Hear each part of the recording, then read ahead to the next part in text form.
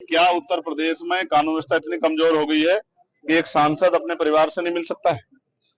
क्या हो गया उत्तर प्रदेश में? हम इलाहाबाद में जहां पूरे उत्तर प्रदेश के लोग आते हैं न्याय मांग रहे हैं, हम तो लंबे समय से मेरठ में हाईकोर्ट की बेंच की मांग को भी उठा रहे हैं, लेकिन हमारी मदद कीजिए, हमारी आवाज उठाइए। तो पुलिस मुझे क्यों रोक रही? क्या पुलिस किसी चीज को छिपाना चाहती है? क्या पुलिस दबाव में काम कर रही है? मैं तो मानता हूं पुलिस कभी दब नहीं सकती, लेकिन इस बात को जानना पड़ेगा कि सब क्या हो रहा है। मैं तो पुलिस का सबसे बड़ा हितैषी सब जगह आवाज उठाता हूँ, पार्लियामेंट में भी आवाज उठाता हूँ। बार बार हर बार चंद्रशेखर आजाद को यूं ही दलितों का मसीहा नहीं कहा जाता है। चंद्रशेखर आजाद सिर्फ उत्तर प्रदेश की राजनीति तक सीमित नहीं है, या कहें कि सिर्फ अगर दलितों के साथ अन्याय होता है तो वो उत्तर प्रदेश में ही इंसाफ दिलाने की लड़ाई लड़ेंगे। उत्तर प्रदेश के अलावा हर राज्यों में चंद्रशेखर आजाद की मौजूदगी देखने को मिली। इंसाफ की लड़ाई साथ लड़ते हुए नजर आए हैं, लेकिन अब चंद्रशेखर आजाद पर ही आरोप लगाए जा रहे हैं। हाल फिलहाल में एक बड़ा मामला प्रयागराज से सामने आया, जहां नाबालिग के साथ दुष्कर्म के बाद चंद्रशेखर आजाद उस परिवार से मुलाकात करने पहुंचे थे। मुलाकात करने जा ही रहे थे कौशाम्बी, लेकिन प्रयागराज में सर्किट हाउस में ही उन्हें नजरबंद यानी कि गिरफ्तार कर लिया जाता है, कमरे में बंद कर दिया जाता है, सर्किट हाउस में बंद कर दिया जाता है। जिसके बाद लगातार चंद्रशेखर आजाद ने सोशल मीडिया पर पोस्ट के जरिए इस बात का जिक्र किया कि उन्हें चाहे प्रशासन द्वारा रोका जाए, चाहे उन्हें पुलिस वहां पहुंचने तक न दे, लेकिन हम हार नहीं मानेंगे, हम सर्किट हाउस में ही धरना प्रदर्शन करेंगे। वहीं चंद्रशेखर आजाद अपने समर्थकों के साथ जमीन पर बैठ गए और उन्होंने कहा कि आखिरकार अगर एक पीड़ित से नहीं मिलने दिया जाएगा, पीड़ित परिवार से नहीं मिलने दिया जाएगा, तो हम कैसे उम्मीद करें कि आने वाले वक्त में अगर ऐसी घटनाएं घटेंगी तो उस पर संज्ञान लिया भी जाएगा या नहीं। उत्तर प्रदेश में हमने कई घटनाएं देखी जिसे रात के अंधेरे में दबा दिया गया, जहां पीड़ितों को ही धमकी दी गई, जहां परिवार को ही धमकियां दी गई कि मुंह खोला गया तो आपके साथ ही बदसलूकी की जा सकती है। चंद्रशेखर आजाद लगातार आवाज उठाते रहे, लेकिन अब चंद्रशेखर आजाद की छवि को खराब करने की कोशिश स्विट्जरलैंड में बैठी डॉक्टर रोहिणी घावरी लगातार कर रही है, जो अब अपने आप को दलितों का मसीहा बता रही है, जो लंबे समय से दलितों की आवाज को नहीं उठा रही थी। अब चंद्रशेखर आजाद ने जैसे ही इस मुद्दे में अपनी सक्रियता दिखाई, वैसे ही चंद्रशेखर आजाद पर सवालों की बौछार कर दी। पहले सुनिए कि चंद्रशेखर आजाद ने इस पूरे विवाद के बाद आखिरकार क्या कुछ कहा। प्रयागराज के बराबर में कौशाम्बी जिले में पाल समाज की बच्ची के साथ जो अन्याय हुआ और उसमें जो पुलिसिया कार्रवाई, उस पर बहुत सारे सवाल खड़े हो रहे। एक पक्ष कह रहा है कि हम पीड़ित हैं, दूसरा पक्ष कह रहा है कि हम पीड़ित हैं। ब्राह्मण समाज के लोग कह रहे हैं हम पीड़ित हैं। अब ये पता जाके लगेगा मौके पे कि कौन पीड़ित है। इसलिए मैं उन परिवार से मिलने के लिए पाल समाज के आया था, लेकिन पुलिस ने मुझे यहाँ रोक लिया और मुझसे कहा कि अभी लॉ एंड ऑर्डर की सिचुएशन अच्छी नहीं है, आप कुछ देर इंतजार कर लें, उसके बाद हम आपको जाने की इजाजत दे देंगे। मैं यहाँ इंतजार कर रहा हूँ पिछले 2.5 घंटे से, लगभग अब 2.5 घंटे होने को आए। मैं यहाँ इंतजार कर रहा हूँ कि मुझे वहां जाने की इजाजत मिले और मैं उस परिवारों की आवाज को उठा पाऊं, मैं जान पाऊं सत्य क्या है। इसी तरह करछना में जो अन्याय हुआ कि एक शेड्यूल कास्ट के व्यक्ति को जला के मार दिया, उस परिवार को न्याय मिले, उस परिवार के साथ जो डर भय का माहौल खत्म हो, उसके लिए मैं यहाँ हूँ। लेकिन अभी तक पुलिस ने कोई ठोस जवाब दिया। मैं कुछ देर और इंतजार करूंगा। अगर पुलिस ने जो वादा किया है कि हम आपको जाने देंगे या परिवार से मिलाएंगे, अगर पुलिस पे खरी उतरती तो फिर मैं पूछ करूंगा, कौशाम्बी भी जाऊंगा और करछना थाने वाले परिवार से जाकर उनसे मिलूंगा, उनकी न्याय की लड़ाई को मजबूत करूंगा। आप धरने पे भी बैठे हैं, क्या कारण है? मैं इसीलिए बैठा हूं कि क्या उत्तर प्रदेश में कानून व्यवस्था इतनी कमजोर हो गई है कि एक सांसद अपने परिवार से नहीं मिल सकता है? क्या हो गया उत्तर प्रदेश में? हम इलाहाबाद में जहां पूरे उत्तर प्रदेश के लोग आते हैं न्याय मांग रहे हैं, हम तो लंबे समय से मेरठ में हाईकोर्ट की बेंच की मांग को भी उठा रहे हैं, लेकिन इलाहाबाद में इसलिए मुझे तो रोका गया। अपराधियों क्यों रोका गया? 500-700 पुलिस लगा के क्यों रोकना चाहते हो? क्या एक परिवार से नहीं मिलने की छूट दे सकते हो आप लोग? तो मैं तो कह रहा हूँ मैं अकेला जाऊंगा, आपके साथ जाऊंगा, आप ले चलो, लेकिन मुझे मेरे परिवार से मिलाओ, मैं उनकी तकलीफों को जान दो। अभी उस माँ से मेरी बात हुई, जो बच्ची की माँ, उन्होंने कहा मेरी बच्ची की हालत आके देखी, हमारी हालत आके देखी, हम यहाँ डर के साए में, हमारी मदद कीजिए, हमारी आवाज उठाइए। तो पुलिस मुझे क्यों रोक रही? क्या पुलिस किसी चीज को छिपाना चाहती है? क्या पुलिस दबाव में काम कर रही है? मैं तो मानता हूँ पुलिस कभी दब नहीं सकती, लेकिन इस बात को जानना पड़ेगा कि सब क्या हो रहा है। मैं तो पुलिस का सबसे बड़ा हितैषी सब जगह आवाज उठाता हूँ, पार्लियामेंट में भी आवाज उठाता हूँ, सड़क पे भी उठाता हूँ।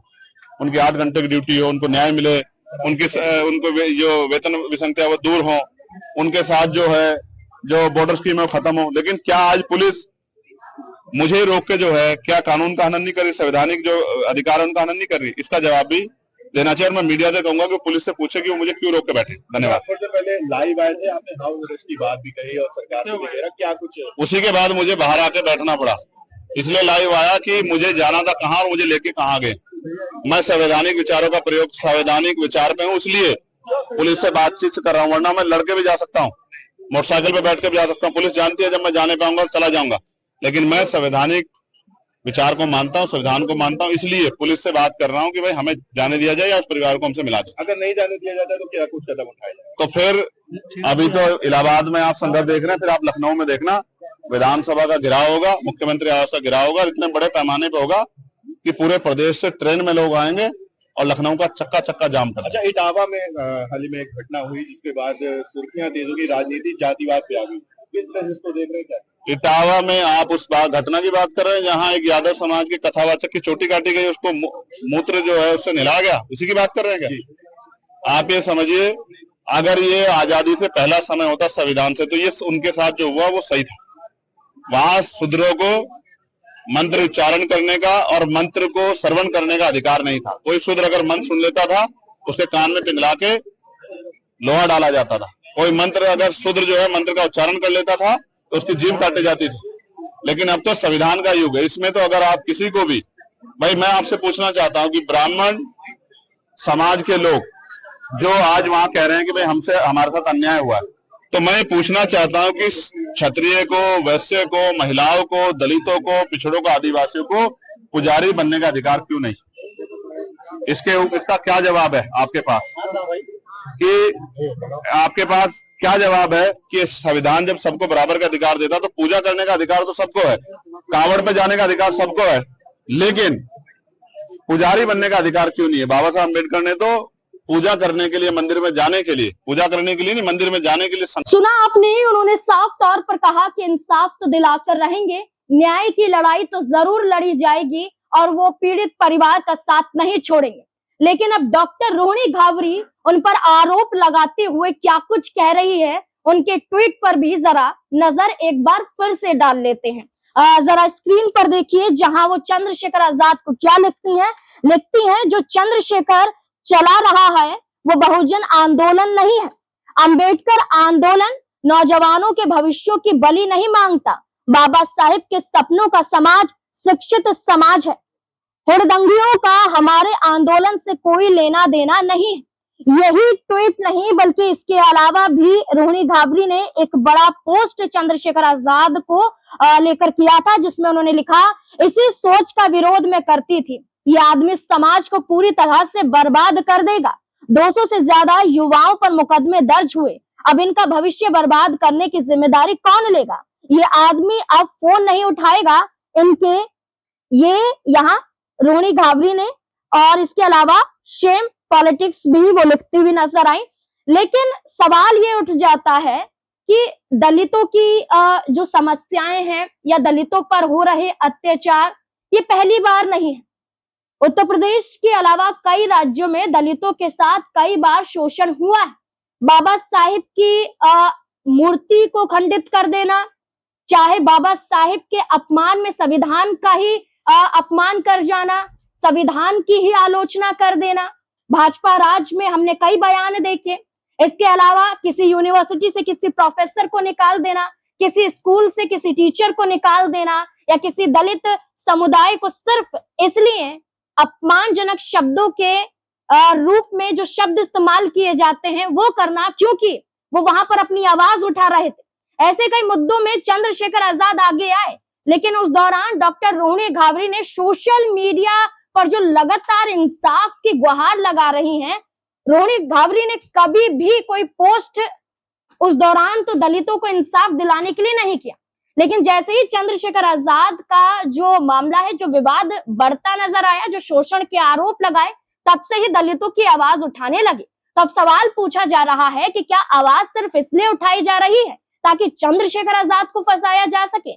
चाहे दलितों के बारे में जो चर्चा की जा रही है कि ये इंसान सिर्फ उनको इंसाफ दिलाने के लिए नहीं बल्कि अपने चेहरे को चमकाने के लिए कर रहा है, तो तमाम आरोप अब डॉक्टर रोहिणी घाबरी पर उठ रहे हैं कि आप लंबे समय से कहां गायब थी। आप तो कहती हैं कि आप वाल्मीकि समुदाय से आती हैं और आप दलितों के बारे में बहुजन आंदोलन को भी आपने चलाया है। इस मुहिम में चंद्रशेखर आजाद का साथ दिया है। चंद्रशेखर आजाद भी नहीं तो भी आप इस मुहिम में लगातार इंसाफ की बात करती रही हैं, लेकिन लंबे समय से आप कहां गायब थी?